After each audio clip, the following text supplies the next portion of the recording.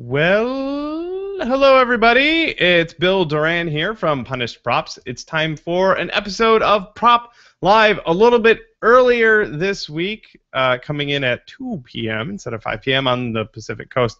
But I have a very good reason for that. You see, our guest today is way across the ocean, even further from me because I'm on the West Coast. Our guest today is Tabby Lions from Artyfakes. Hello, Tabitha. Hello! Hi, guys. Hi. Thanks for having me. You are most welcome. Tabitha is coming in via audio this week because apparently you live on a farm and you don't get great internet. In the middle of nowhere, yeah, so no phase. Yeah, so instead of chancing it and having a crappy connection, I just have a picture. I can swap to a picture of Tabitha whenever she's talking. Like that, and there's her in her awesome armor with a giant spiked bat, looking totally badass. So that's what we'll have to do. Whenever you're talking, Are you sure it's that picture? Oh yeah. Actually, she hasn't seen it yet. She doesn't know. But I promise you that it's not just like a picture of a hobgoblin or something. Big troll. Yes. So you're over in the UK? I am in the countryside. Yeah. And you make Norfolk, town. Pardon? I was just gonna say you run a little outfit called Artyfakes. And yeah, it's a small company. Yeah, I know what that's all about. See, I only just realized too that it was a play on the word artifacts. Only it's Artyfakes, which I figure is really way too clever for me. It took me really long to figure it out. It's still early over there. It's fine. Yeah. Oh goodness, it isn't even 5 p.m. here, but it is later over there. So we appreciate you coming on and joining us and answering some questions. So why don't you tell us a little bit about what it is you do over there and what Artyfakes is all about? Yeah, no problem. Artyfakes started in 2007. We specialise in foam and latex props. Our main market was LARP, live action role play. Have you ever heard of that? I sure have. Yeah, I've never tried it out, but I have heard all about it. It's quite geeky. It's on another level compared to cosplay. But yeah, we make toy swords so people can run around and hit things. That's basically what Artyfakes does. It specialises in foam and latex props and armour and weaponry for people to, run around and hit things. That is really cool. Now you have someone else there with you, lurking in the background? I do. I have a little surprise for you all. Yeah. I actually have my dad, who is the main director of Artyfakes. Hello. Why, hello there, sir. Hi there. Pleasure having you both on. I'm just right now I've got your Facebook page up on the stream showing off some of the really cool stuff that you guys make. I've got I'm guessing this is you with a giant rifle looking thing. Yeah, that'd be me. Yep. No, that's me. No, I don't know. What else do we have here? We got some axes and some maces that look, I mean, you say they're foam latex, but they look super, like, legit, like real. You could actually hurt someone with them. But you promise that you promise if I catch that in the face, it's not going to take me down? I promise. Well, it might do. Turns out hard to hit in someone. Yeah, maybe in the eye. What else do we have here? Yeah. I gotta find it. There it is. This is one of my favorite things you've made recently. Is this steampunk-looking sword thing? It's got like it's got a gauge on the side. Now, is that an original design? Because I've never seen anything like that before. That was a customer emailed us, and they said they wanted an elven-looking blade. So they sent us a couple of pictures, and then they also wanted the steampunk twist. So Nick designed in his own sketch. Yeah, the difficult thing the hardest thing we have to do is we've got to make these things safe as well as be easy on the eye. I mean, they've got to look realistic. That's what we do. There's a lot of stuff out there that doesn't look so realistic, but we really try and make these props as cool looking as we can without then breaking without them hurting anyone Yeah. or breaking. That's the difficult thing. Yeah, we stick to certain safety guidelines, but generally, yeah, we think we do a good job. I agree. I think you guys did a fantastic job, and just the design of that thing. I'm popping it up on the screen again. The design of that thing is super neat, and I kind of want one. It's nearly Christmas. Yep, that would be a pretty cool Christmas present. Now I'll tell you what, the project that you guys worked on that really, I think it was one of the first things I've seen you guys do, was the Sky and Kitiara. I hesitate to call it a costume because there's a dragon involved. So it's like a costume and a mount combined. Yeah. We like to make the prop and then build the costume around the prop rather than the other way around. Yeah. Slightly bigger than what we expected at first as well. Oh yeah. Now you guys, I imagine this when you finished it and you had a video or a couple of videos about the design and the build. I imagine you got a whole lot of attention for that thing because it is really cool. It is, and no one really, I talk to people and no one's heard of Dragonlance, and it's just really nice to, appreciate the old school D&D type thing. Well, I'll tell you, I am a massive Dragonlance fan, and so when I saw that, I lost my mind. I'm just going. Yeah, that's what we wanted to do. We wanted to reach out, not to, everyone on the internet, but just mainly to the people who do love Dragonlance, and yeah, so we can. It was a massive project. It was something that Tabitha wanted to do for some time. It did take a long time. I think it was at 4 or 5 months because we're obviously doing that alongside other projects. But yeah, we really wanted to come up with something different and much larger scale than we normally do. So it did push us, and it. We learned a lot of lessons. I got grayer. Yeah. But it was worth it in the end. That's awesome. What is cool? Like, I wouldn't even think to try and build a dragon. It's so cool.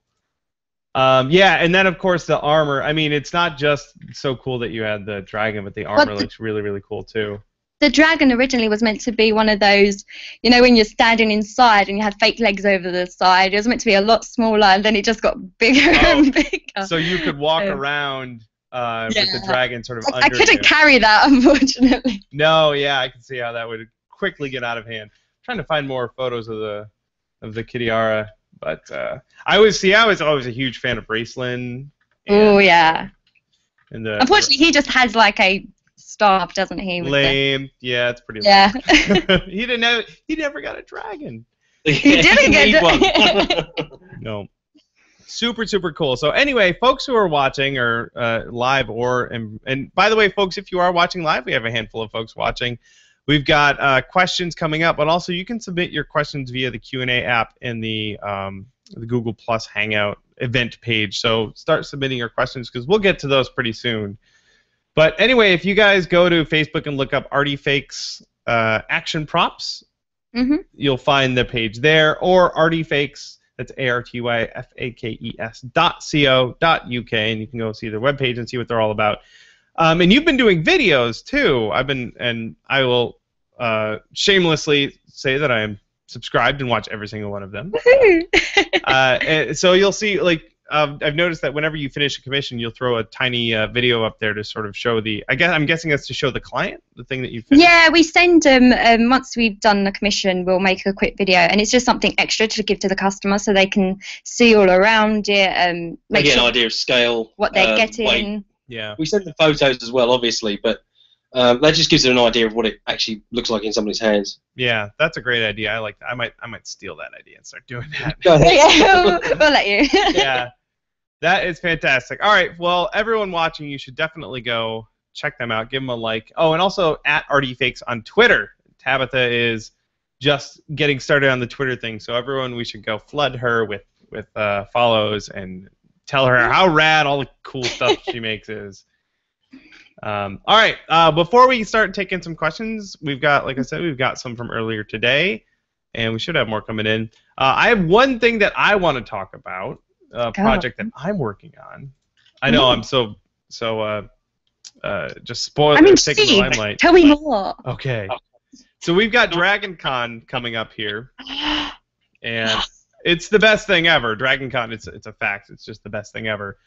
Last year my brother built a little Claptrap is the little robot from Borderlands, and my brother built that a little puppet. So he rolls around. He's got a wheel and he's got sticks on his arms to puppet the little robot. Well, we want to build an army of them. We want a whole ton of them. So I started a group on Facebook. It's called Claptrap Army Dragon Con 2014. So anyone at all can go look and ask to join Claptrap's Army, and that's really just a place to sort of collect where I'm working on stuff. So I just ran out and bought all the stuff I need to build my own Claptrap. I'm going to put it together. I'm going to put a video out on how to do it as quickly and cheaply as possible, and then everyone else can build their own and bring it to Dragon Con, and we can all run around with a giant army of robots. So, are you going to make it easy for everyone? Are you going to give them some ideas of design or how to make a quick, easy one, or I've got do it themselves? I drew up a basic blueprint that people can follow so that the shape and the structure work, but and the video I'm going to build will be as simple as possible because I want the barrier to entry to be low. I want to get a lot of participation, but then if people want to go nuts and make it really detailed and stuff, they can do that. So cover in diamantes. Yeah. So and I don't think I really fit in Borderlands. So. I really need to play this game, don't I? Oh, it's great. And Claptrap is kind of polarizing too.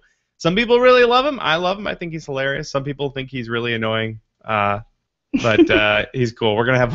I want at least like 24 of these little robots running around. So I hope people follow through with the thing. But anyway, how many have you got so far signed up? Me and my brother and his wife. Okay, I'll start recruiting for you. No, we have in the group we have 40 or 50 people who are interested. But once I put the video out, hopefully people will start building their robots. So, and it shouldn't take but a weekend to put together. Anyway, so that's what I've got going on. Again, folks, if you just look up Punished Props on Facebook, you'll find out the rest of what it is I've got going on. Other than that, though, we've got some questions here, and I am ready to get rolling. How about you guys? Yep, I'm ready. All right. All right. Well, this first question is coming in from my Facebook page earlier today. I like to grab some questions early on, so that's where those come from. Oh, my camera's freaking out. There's something dropped. There we go. We're good. All right. So the first question's coming in from Joseph. He wants to know more about the process for pricing commissions, how you come up with what you need to make it both worth it for you and make it a fair deal for your client. This is a question I get a lot from people who are trying to figure out what things should cost. Do you guys have a process? There's so many. I mean, I always try. I mean, I mostly do all the emails, and as soon as someone comes in, I always ask them what their budget is. So we try to work towards their budget, but sometimes, you can't. Yeah, that's not always possible. I mean, obviously, if you've done it for a certain amount of time, you'll know roughly how long it will take you to build something. So we literally try and just charge it as honestly as we can. Pretty much hours plus skill set, plus overheads, plus materials. That's kind of it. Yeah. We will bend our own rules if we really want to make something. We do tend to make it cheaper. Me too. Yeah. But there you go. It's sometimes you difficult. Get it wrong. You can't always judge. Yeah. What I will say though is that we tend to undercharge more than we get, more than the other way around. Yeah, and you tend to not realize that until you're halfway through. Go through it, damn it! That's the problem. I'm sure you're exactly the same. Half of these things you've never made that one thing before, so yeah, it's difficult to guess. We try our best. Now, how long have you guys been doing things on a commission basis? Ooh, since we. Yeah, right from the word go. We always realised that we were trying to stay smaller. So it makes sense to do the high-end one-offs. Yeah, in LARP there's quite a lot of mass-produced weapons. Oh, yeah. A lot of polyurethane stuff. So one thing that we can do that they can't is we can change designs all the time. Yep. So that's why we take commissions. How many years have you guys been in business though? 7 years. As Artyfakes, but I first started. Well, I was started off as a tea girl when I was like 12. Yeah. A different company. And when did you? Yeah, I started when I was 18, so over 20 years ago. Yeah. So, but you've had plenty of time to kind of refine your process. Oh yeah, but every day you still make it, you still learn, and you still get it wrong. So if only I was perfect. Yeah, me too. No, I've been doing commissions for about 2 or 3 years now, and I'm getting a lot better at pricing stuff, but it's never a perfect process. So it's because you feel bad because you put yourself in the person's shoes, but you feel bad until you're like, wow, I don't have enough money for rent this month. Yeah, there's that. Yeah. I need food. Yeah, I stopped feeling bad real get fast. Paid as well as the McDonald's worker. All right. Thank you, Joseph, for your question. The next one is coming in from the live chat room here we've got going on. Josh would like to know, what project are you most excited about working on next? Who's awesome? We've recently it's been announced by Infinity that we're going over to Gen Con. Oh, that's right. Most of this. Yeah. Pardon? Sorry, I got excited. I got excited about that. Go on. Yeah, no. So, and most of the stuff that we tend to do is fantasy based. So, personally, I'm quite excited to work on the new character that I'm cosplaying, which is Nitera Bolts, because she's more of a robot, and it's something that I haven't worked on before. So, I'm quite excited about that project. And there's a Privateer Press Warcaster costume that someone's commissioned, which I'm itching to get my teeth into. Yeah. Oh, that's a great feeling to have. Just so looking forward to a project. I got a commission from someone to build the Merida from Brave. She's got a bow and arrow, but she wanted a steampunk version of that bow and arrow, and then let me design it. So I was like, oh, yes, let's do that. So I'm designing a steampunk bow. It's always nice when you get free range to make your own design. Oh yeah. You can be more creative. Yeah. Yep. So I'm really looking forward to that one. Thank you, Josh, for your question. There we go. And we'll go to another one from Facebook earlier today. This one's from Miguel. And he wants to thank me for inviting Tabby Cat, which is what Miguel is calling you. He wants to know what made you start cosplaying. And let's see, the fact that her dad owns Artyfakes or the LARPing. I don't know. The question got weird at the end there. But what got you started doing the cosplaying thing? Well, my dad and I, we play a game called Skyrim. You may have heard of it. I've played a little bit. So just a little bit, yeah. No one plays a little bit. No, they don't.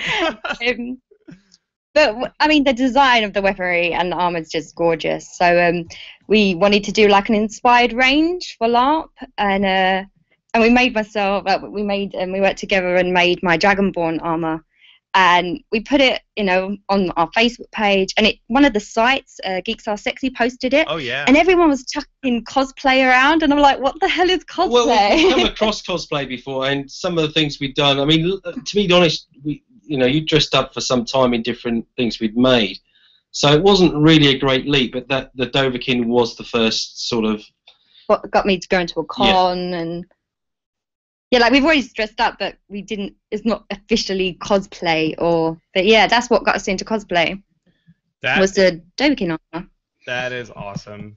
It's so cool. So 2012, really, we haven't been cosplaying that long. I did. I think what was the first one? I was just talking about this. Team Fortress 2, I think, was the first one that my friends and I did. My friends dragged me into it.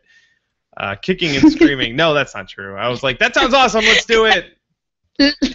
Miguel would also like to know, after all these years of working in the industry, do you still find pleasure in constructing something for yourself, or does it always come with the price of promoting the business? Not that those things are mutually exclusive. And also, he likes your Sonia. He likes your Sonia and your Kitiara. Oh, yeah, Kitiara is one of my favorites. Yeah, I mean, the best thing to do is pick a character you love, and that's really makes it special to you. But obviously, mixing work and pleasure, there's always going to be that whole taint to it, I think. We do choose cosplays that do both. They do have to satisfy the fact that we want to make them, we like those characters, but they've also got to show off what we do. And sometimes they don't show off what we do, as in they have to fit in as a cosplay and around our other work. So you don't. They're not always showpieces. Sometimes they're just because we like them. There you go. I'll tell you what, I still enjoy the crap out of making costumes for myself, although I just sometimes just don't have the time for it, unfortunately. Yeah, that's the biggest issue. I personally like wearing stupid stuff, but it doesn't always look so good. Didn't you dress up as a carpet? Was that you? No, that was my pal Harrison. Exactly. That's on my level. Yeah, well, the awesome thing about that is a whole lot more people are going to do that this year. We hope we can have like 50 people all dressed up as the carpet. It's going to be great. I'm just glad I didn't think of it first. All right, thank you, Miguel, for your questions. We've got another one coming in from the Q&A app here. Ian would like to know, what do you use for longer props like swords or guns to reinforce them so that they are not floppy and still usable in LARP combat without hurting anyone? I mean, we mainly use carbon cores or glass fiber. Yeah, glass fiber or carbon fiber. That's a good combination of strength and lightweight.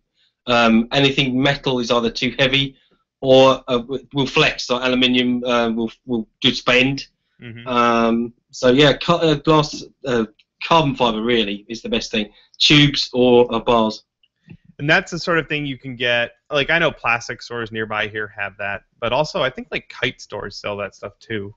Yep. A lot of industrial tubing, but most, you'll be surprised. It's not that difficult a product to get hold of. Yeah, it's cool. Well, certainly not over. I'm glad you mentioned that too, because I've done stuff with PVC pipe where I think carbon fiber tubes would probably have been a better choice. Because a lot of the stuff that we make, obviously, you hit people with. Anything plastic will either shatter or break after not so long. Yeah. We could not use anything like that. Yeah. Cosplay, we can bend the rules a bit. We'll use anything, but for LARP, definitely carbon fiber. Cool. Nick, I want you to know that I've also added a picture of you now, so whenever you're talking, I can swap over to you. So. That should keep you busy. Yeah, I'm just making work for myself. Thank you, Ian, for your question. Okay, we've got a question coming here from Out in the Shop. What do you do to increase productivity on your builds? He or she, I'm not sure, claims, I found some days I just kind of put putts around the shop working on little things here and there, and I feel like I can get a lot more done with some sort of workflow system in place. What do you guys do to keep your productivity? Yeah, I mean, you must find it a bit hard as well. Working from home, you have that feeling, I'll get up in an hour, or. But I try to work out in the mornings. I actually find it gives me a bit of a boost for the rest of the day. Yeah, I don't do that. I just think of the bills, and that's the motivation that I need. No, seriously, we try and stick to routine. Routine is everything. Yeah. We have some. You start at the same time, you finish at the same time, and you try and set targets every day.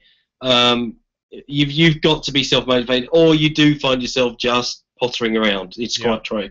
So we try and we just try and set ourselves certain targets every day. I think by having little breaks as well, so you have set little breaks, and then you're like, okay, I can work really hard, and then I have a break at 11 o'clock, or do another 2 to 4 hours work, then have another little break. You've got to pace yourself. That is some really good advice. I'll tell you guys what I do is when I plan my breaks around my eating, because I plan my life around my eating. And I'll eat several small meals during the day, and like you guys, I get up. The first thing I do in the morning is I go work out, and that gets me going. But I'll have like 5 meals during the day, little snacks and stuff, and that's upstairs. I also work from home. My house is upstairs. The shop and the office are downstairs. And when I'm downstairs, I'm at my job. I'm at work. And work gets done down here. And then I can hop upstairs, have lunch, and then go back to work. And they're two different worlds. When I'm up there, that's living space, and this is working space down here. So it's just clearly defining those different roles. Yeah. Yeah. And then the other thing I do is not only do I make daily goals and milestones for myself, or weekly goals and milestones, but I write them down. There needs to be in a trusted source, a place where I know I can look at that list. Yeah. We have a production list that we stick to as much as we can. Oh yeah. I mean, that fluctuates. It does change around, but yeah, if you don't, you have to write it down, because otherwise there's too many. It's too easy. For us to, that can wait till next week when this all catches up with you in the end. What I found, I mean, human beings are really good at doing tasks, but we're really, really terrible at remembering tasks. So getting it out of your brain. Honestly. Yeah, so getting it out on paper or in some sort of trusted source. If you write, you just remember it. Yeah. Yep. I've just recently dove into the world of using productivity software to keep track of all the stuff I have going on, and like just this week. That's far too much work. Yeah. So I found a great way to keep. There's software out there designed to keep track of this stuff, or project management software. It's a big, scary world out there, folks. Never even heard of that. That's crazy. It just maps all your time out. Yeah, I'm just starting to get. There's a philosophy called getting things done. There's a book and a whole bunch of things. But if you go to Wikipedia and look up getting things done, it'll tell you about the book, the sort of philosophy, and then a whole bunch of software designed to keep track of that stuff. So that's worth checking out as well. Out in the shop, some productivity software. Do it now. Yeah, thank you for your. We have a motto. We use a motto. It basically says, "If it doesn't get made, we don't get paid." Yeah, that's a good motto. I like that a lot. I'm gonna write that down in my shop. All right. Next question. This one's from Neil. He says, "Is there any old project that you did that you would redo now that your skills have grown?" What do you guys think? Are you guys an artist like me, where you look back at an old project and you cringe because you would do it much better now? Yes. Yeah. Yeah, we do. Again, personally for me, and especially because I love the character so much, I can see lots of faults in Kitiara, and I just wish I had more time to spend the hours on her that she deserves. We have thought about doing another Rogue and Sentinel head, because the other one you made was...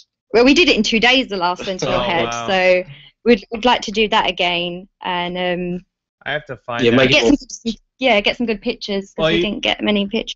You know what's funny about that one is my wife and I did for Emerald City Comic Con out here. We did Rogue and Gambit, but she was Gambit and I was Rogue, and I wanted to build something like a Sentinel head, like exactly how you did it, with a giant foam head. But I just didn't have time for it, so I'm really glad that you did it, because it's so awesome. Here, I'll show people a picture of it right here. Tell me you wore a cat suit. No, I didn't. I went for more of like a military-looking dude sort of thing. Aww. Yeah, sorry. You'll have to send some pictures. I'll post some pictures up. I will. I'll post a picture up of that. But anyway, I love it because the Sentinel face that you've got is bigger than you. Oh, it's massive. Yeah. Yeah. I took it on the train in London on the Underground, and everyone was just looking at me. Oh, it was fantastic. crazy. That is so cool. Yeah, I of course have plenty of projects that I wish I could redo. And I think, and it's not that I'm unhappy with it, but I did a Dragon Age costume a few years ago, and I just I liked it a lot, and I sold it. I don't have it anymore, and I kind of want it back. So I think I might redo that one just because I think it's neat. Yeah, I mean, I've recently learned never to sell costumes. I'm missing all my old ones too. Oh yeah, I had to move, and I had to get rid of a lot of stuff, so it didn't make the cut, unfortunately. Big bummer. All right. You can always make a new one. Yeah, and that's probably what I'll do. Yeah. And it'll be good time. Yeah, it'll be better though. It'll be awesome. Thank you, Neil, for your wonderful question. Let's see. The next one we've got here is Johnny from the Goomba Squad. These guys actually just did a bunch of Dragonlance costumes, which is really neat. Awesome. They had a Raceland who was painted all gold and had a staff of Magius and everything. It was pretty neat. Let me see here. Oh, and I do have a picture of it too. Of course, you guys can't see it, but I can show Watch it to later.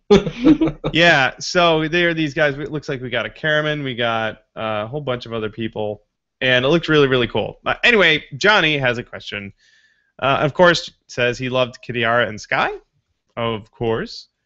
And they just did their Dragonlance costumes. What made you choose Dragonlance and Kitiara? And if you were going to do another Dragonlance thing, what would it be? I'll answer the first one, and you can answer the second one. I mean, most people would probably understand that most cosplayers got a bit bullied at school. And the way I got into like fantasy, playing D&D, I think Dragonlance was my first ever tabletop game that I played when I was really young. But anyway, when I was 17, I started reading the books, and it really sort of just got me through a hard time. And she was the one character that I wish I could be, and kick everyone's ass. Yeah. So yeah, I just related to her and wanted to be her. So, I mean, even before I knew what cosplay was, I always wanted to dress up as her. So she's always been my dream character to do. That's cool. And as for the second part, I'm hopefully in the next couple of weeks we'll be starting a Lord Soth costume. Lord Soth? Oh my goodness. Yeah, he's my idol. Yeah. He's pretty cute. I'm slightly jealous, but still, we can work on it and it'll be good. That sounds really cool. Crap, a friend of mine said he wanted to do a Lord Soth. Yeah, and he was messaging me, Thomas, I think, the other day. The thing is with Soth, our advice was just do it anyway, because there are so many different ways of interpreting the kit that you don't. I mean, yeah, there's some great artwork out there, but that's 20 years ago. Things have moved on, styles have moved on. So just have a go. There's definitely room for more than one soft costume out there. Definitely, and oh man, that's crazy. I think he started it. I'm looking right now. Yeah, he did. He started it. Yeah, he sent me the helmet. It looks really good. Yeah, so we got a helmet here. And then some artwork here and everything. So yeah, awesome. Lord Soth is so cool. Actually, I just sent a link in the Skype chat to my Rogue costume if you want to check that out. Oh, cool. Anyway, yeah, thank you, Johnny from Goomba Squad. Everyone go check out Goomba Squad because they just did some Dragonlance costumes and they're super neat. All right, another question coming on here. This one's from Ian. Oh, wow! Oh, you just saw it. You even dyed your hair at the top. Yeah, oh yeah, I had a bleached unicorn head in the front of my face for a couple months there. In the boots. Yep. Cool. So, all right. This question's from Ian. If money were not an object, what would be one proper costume that you would want to make? Well, I would have said Sky, but Tough one. I mean, a flying dragon. A dragon that actually flies. That would be pretty good. I don't know about you guys, but I have a list of all my dream costumes, like a Google Doc. Actually, I'm gonna look at that right now and see what I'm gonna go. Yeah, give us your one. What's at the top of yours? I gotta load this up real quick. It's a long list, and it's split into lots of different things too. So, for example, I have an identical twin brother, and we want to do some sort of a costume where our twinness would play a part, right? Nick's a twin as well. That's really scary.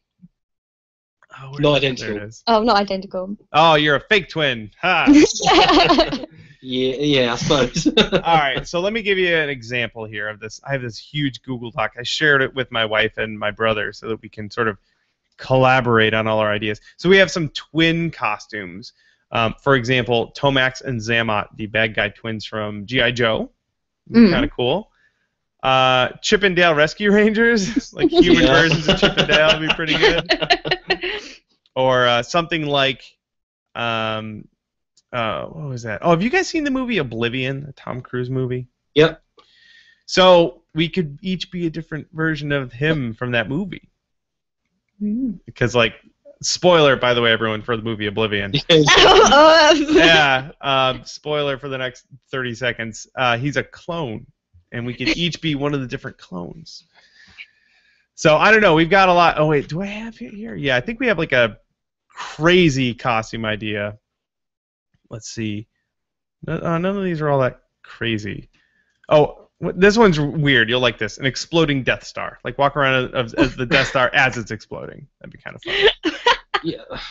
You can even have some spaceships flying around. Yeah, little motors that goes. Yeah. Yep.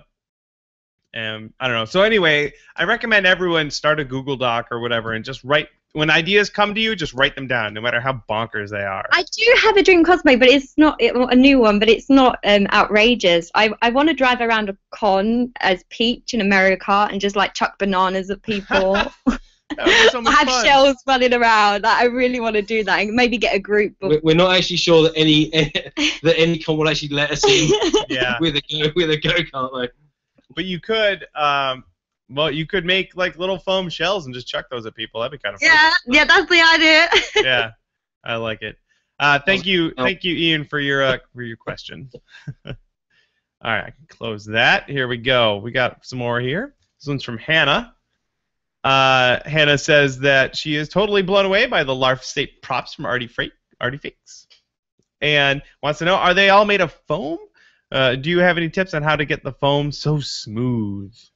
Yeah, for LARP safe, they're all made from foam with the carbon cores. A good trick is obviously sand it down, get it as smooth as you can. Use any kind of electric sander if you can. Bench sanders, power files, because obviously if you're using hand sanding, you've got more chance of wobbling. But also painting, it would if you we spray. Well, we have lots of different processes of how we apply the latex, but spraying is a really good. It gives you a good texture. Yeah, there's one tip for getting. Once you've sanded the foam, it will fluff. Don't know if you've ever come across that a bit. But if you apply anything that's hot, a heat gun, some of that fluff will come down, so it will smooth it out a bit. So that's something you can do, especially where you've hand sanded. Mm-hmm. But yeah, mainly, it's practice and keep changing your grades of sandpaper. Yeah, go to higher and higher grits. Yeah. You guys use like a sprayer with like balloon latex to coat most of the stuff you do? I know that's my friend Ted Smith does a lot of foam fabrication stuff, and I think that's his favorite method, is to put balloon latex over everything. Well, yeah. If I don't know if it's called that. It's not called that over here. It's I've not heard it. Yeah. We just use pre-vulcanized tree sap. Basically, it's not. It's pretty natural stuff. Cool. It is really good to work with. It does smell a bit. You do need a lot of ventilation, and you need a warm environment to use it. We try and use it in a room that's at least 30 degrees. Which can be quite draining, but it really does speed the process up. Right, there you go. Cool. That's some good foam fabrication tips right there. Thank you, Hannah, for your question. Let's grab another one here. This one's from Robert.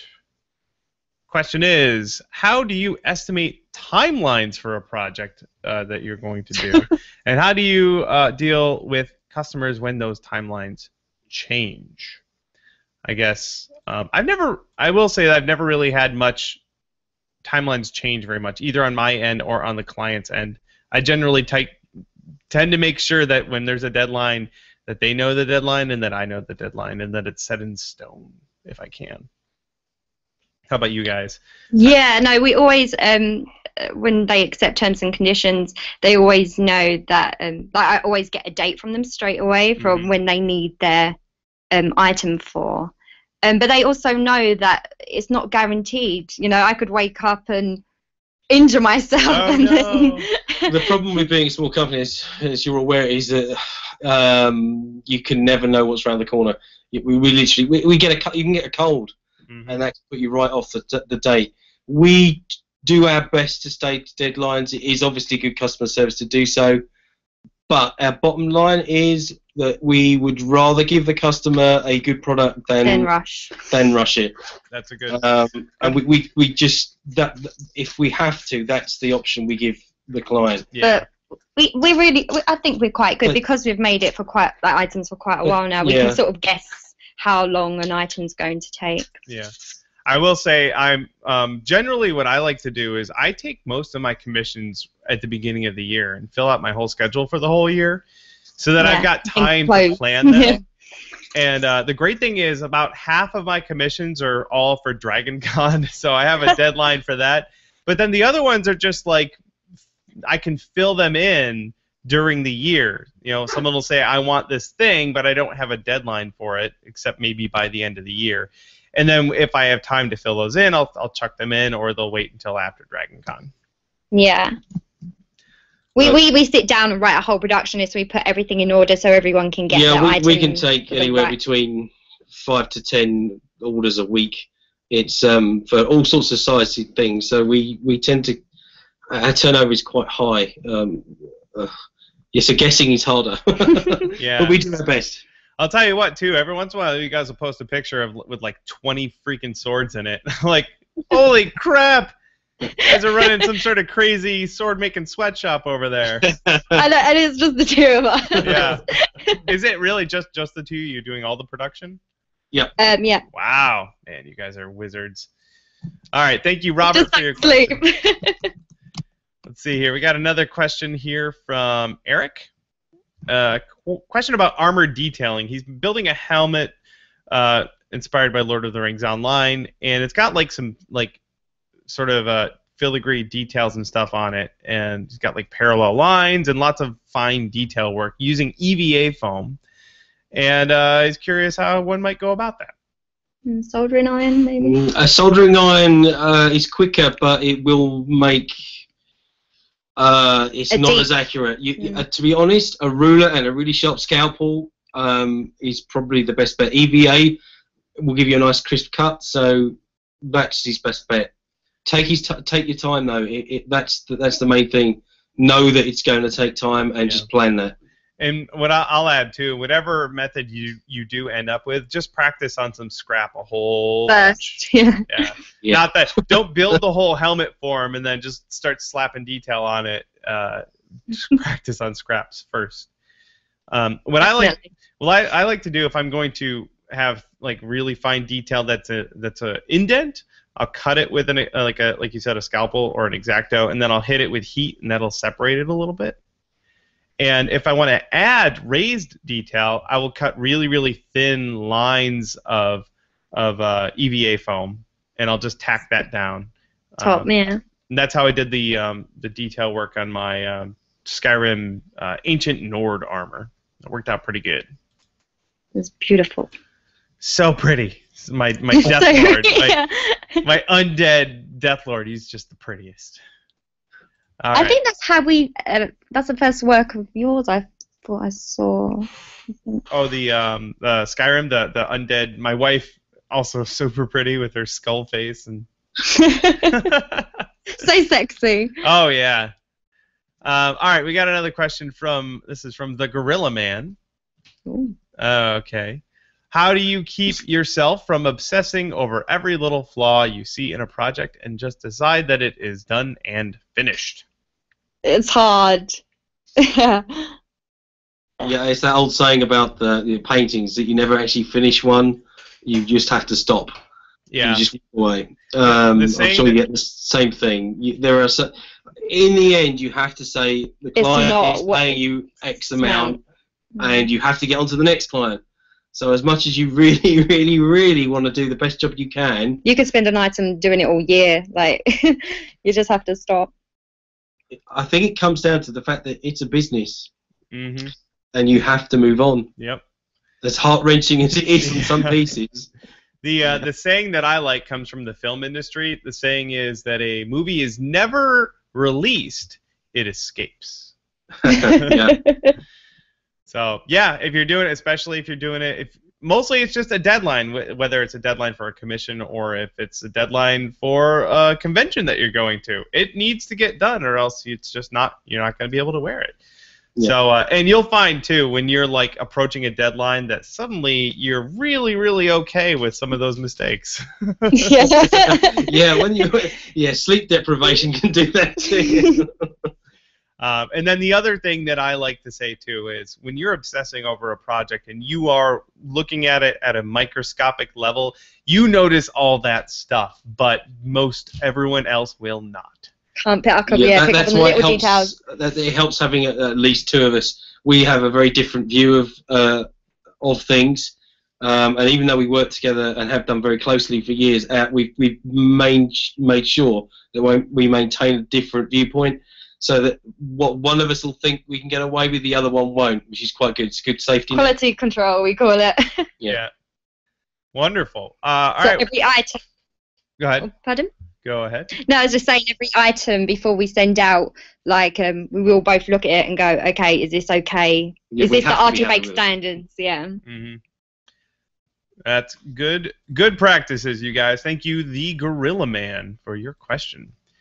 This next one comes from Noah. This one's for me. When is the Foam Smith Volume 2 coming out? That is the ebook series I'm writing right now about making foam armor.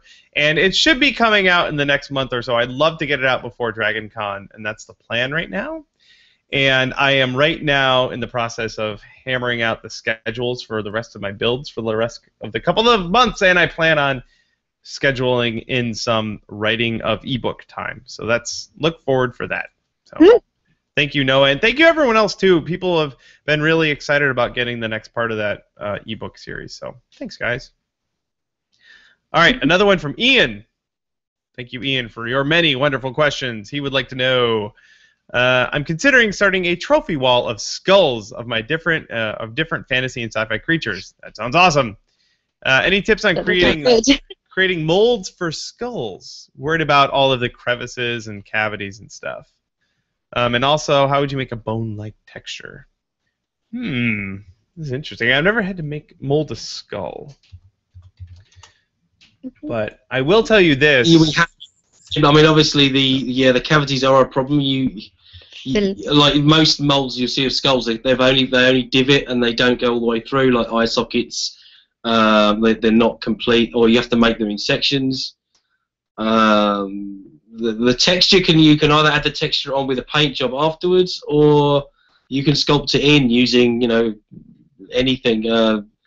Brushes, bristled brushes will give you a good texture for bone, like stippled on. That's my skulls, difficult thing to sculpt, to cast. Good luck with it. I remember recently someone was telling me about resin cast skulls that you can buy. So people on like websites like Etsy, you can actually go look up resin animal skull.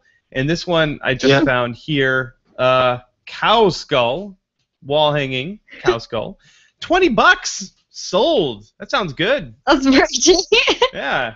I'm not sure how they did the casting or the molding of it, but I'll tell you from the picture, it looks like a real cow skull. So people are out there doing it. I'm willing to bet if you look it up, you'll find out how they're doing it. Yeah. Now amazing what you'll find. Yeah. Oh, and you can also buy real skulls on Etsy too. You don't just have to get the resin ones. I'm never gonna ask. Yeah. I've not yet had to buy a real skull, but I know that they're out there. So if you guys had a creature, maybe not necessarily a skull, but if you had a creature that you wanted to display, like a fantastical creature, what would you go with? You have a favorite creature? I quite like Minotaurs. They're pretty cool. Oh, that's pretty neat. Would you want a whole Minotaur, like full-size Minotaur statue in your house? I don't know. It'd take up an awful lot of room. Just in that back door to scare, or maybe a scarecrow Minotaur. Yeah, with me, I'd have to scale up the dragon line. I've always wanted a dragon head that I could literally sit in the mouth of. That would be really cool. So it's really that large, coming out of a wall, literally sort of a. Or Tiamat. I would have Tiamat. Oh yeah, don't be 7 heads. Make yourself some work. As we're talking about dragons. Oh yeah. Super, super cool. See, here's the problem. Thank you, Ian, by the way, for your question. That sounds like a topic that we could probably go on for another 3 or 4 hours. Yeah. All right, we've got about 10 minutes left in the show here, and a handful more questions from the live chat room. Thank you, guys. So here we go. Let's answer some more. This one's from It's Kiwi, another regular.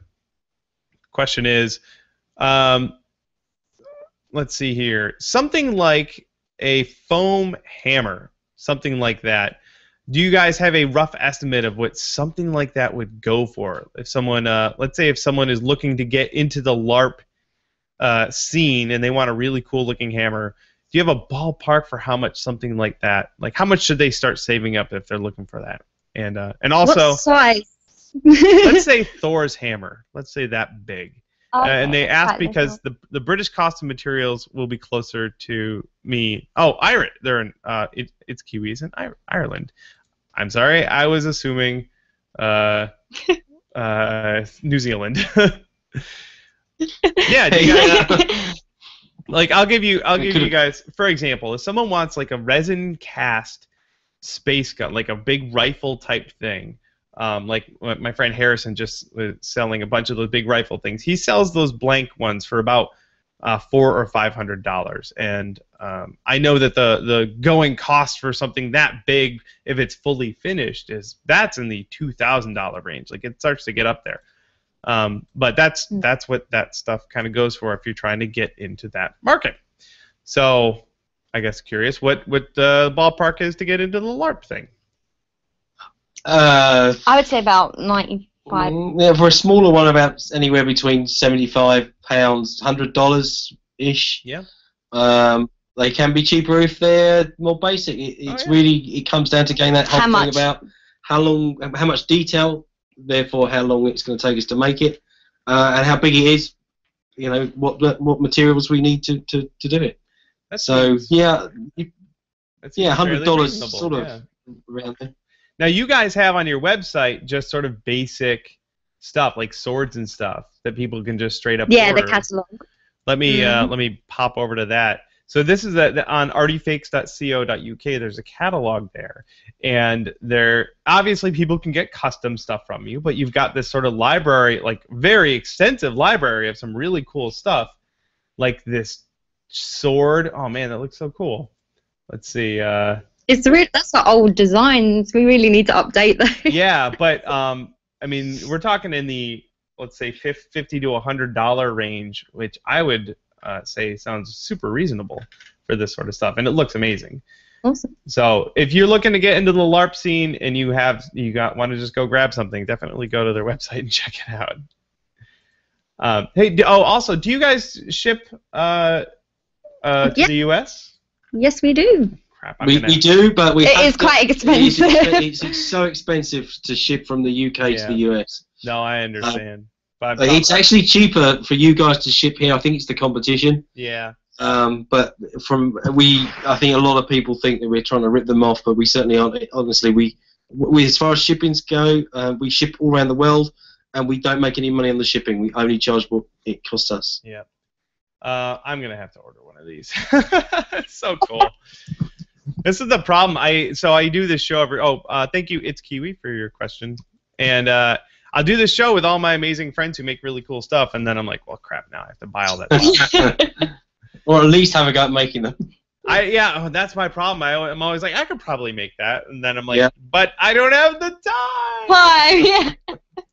All right, we got one question from Sly Nature. This question is, I'm working on an 4-foot-long wrench prop, and it's all MDF. Oh goodness! What method do you suggest for sealing it and protecting it? Wow, since it's too large. I would have made it out of foam. So if you have time to start over, woo. MDF. Yeah, you've got to have a good sealant. You could do an epoxy sealant. Like a fiberglass epoxy. But that would make it even heavier. It sure would, but you're in for a penny, in for a pound. Is that how it goes? Yeah, it's not really our medium. I only specialise in foam You and could linen, probably use some sort of good yacht varnish. yeah. MDF's not a great thing to seal, full stop. But some sort of yacht varnish would be good. I suppose it depends what he's going to do with it. He's going to keep it out in the rain, or is he going to keep it dry? I would, whatever you do, definitely keep it dry.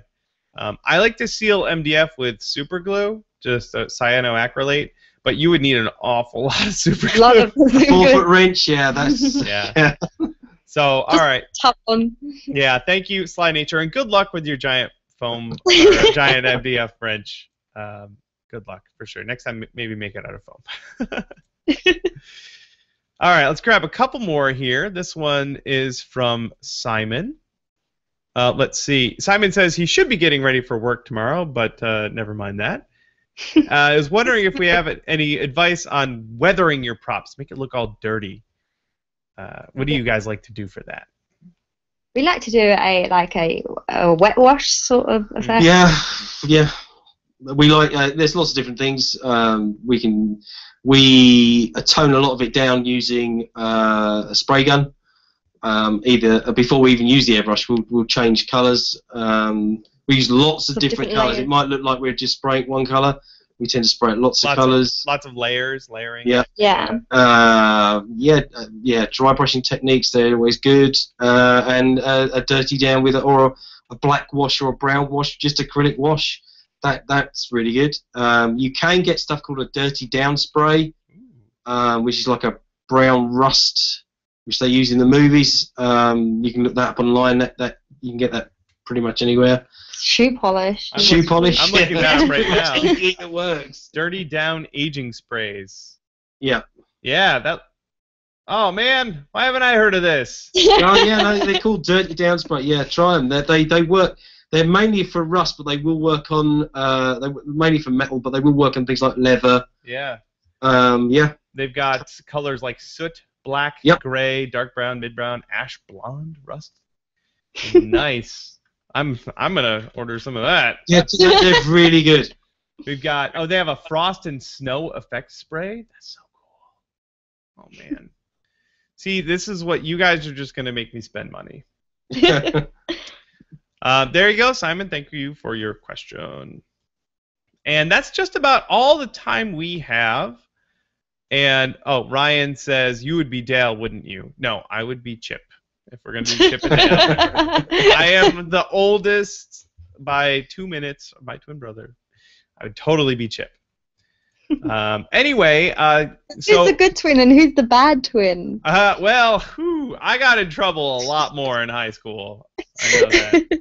Evil twin. Anyway, everyone, that's just about it for the show, for Prop Live today. Thank you for having us. Oh, thank you guys so much for being here. You're welcome. Once again, everyone watching, artyfakes.co.uk, or look up Artyfakes Action-Props on Facebook or at Artyfakes on Twitter, and go follow. Definitely go follow and bother Tabitha on Twitter, because I said so.